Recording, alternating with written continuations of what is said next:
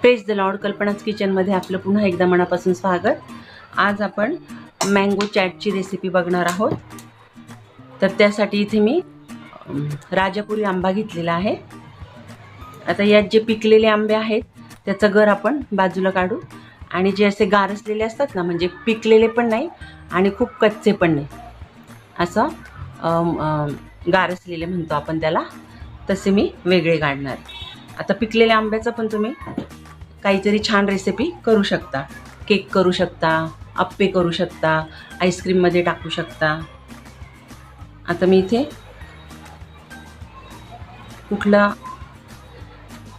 कसा घ्यायचा ते सांगते.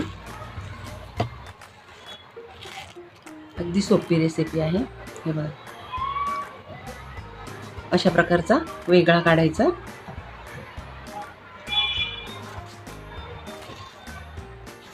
तुम्हाला हवे तसे तुम्ही तुकडे करू शकता, म्हणजे अशा क्यूब्स झाल्या पाहिजे.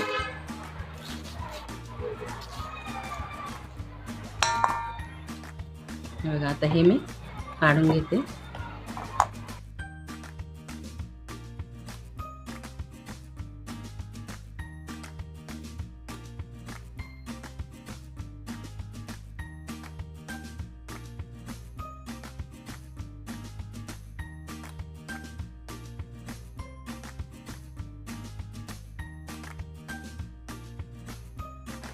अशा प्रकारे मी, असंच पाहिजे आपल्याला गारसलेला. खूप पिकलेला पण नको आणि खूप कच्चा पण नको, म्हणजे कैरीच्या स्वरूपात असतं तसं नाही घ्यायचं. हा मधला भाग म्हणजे कैरी आणि आंब्यामधला गारसलेला असा पार्ट वेगळा काढून घेऊया. आणि पिकलेले असतील तर ते वेगळे काढून घ्यायचे. मग त्याचा आपण आमरस पण करू शकतो. आपल्याला हवी ती रेसिपी आपण करू शकतो. आता मी या कैऱ्यांमधला सर्व गर काढून घेते आणि मग दाखवते.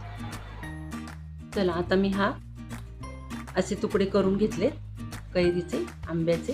बघू शकता, गारसलेले, म्हणजे खूप पिकलेला पण नाही पाहिजे आणि कच्चा पण नाही पाहिजे. आता मी एवढा बाउल भरून करून घेतले. आता यातले मसाले बघूया.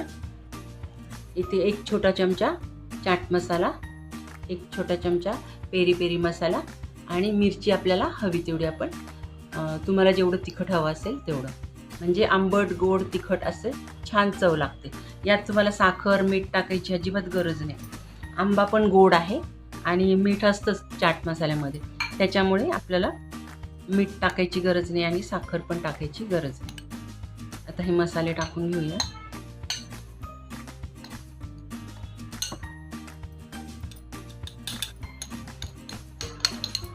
आता हे सर्व छान एकत्र करून घ्यायचं.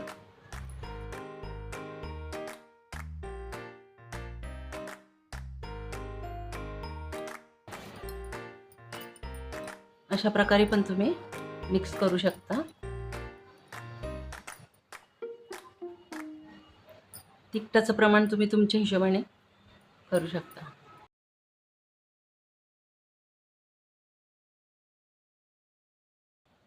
अतिशय छान लागतं हे चाट. करून बघा तुम्ही मँगो चाट.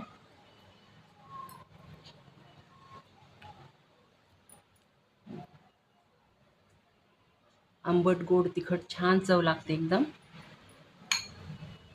नक्की अशा प्रकारे करून बघा. रेसिपी आवडली असेल तर लाईक शेअर सबस्क्राईब करा. नवीन व्हिडिओसाठी बेल आयकॉन प्रेस करा आणि फेसबुक इंस्टाग्रामवर असाल तर पेजला फॉलो करा. धन्यवाद.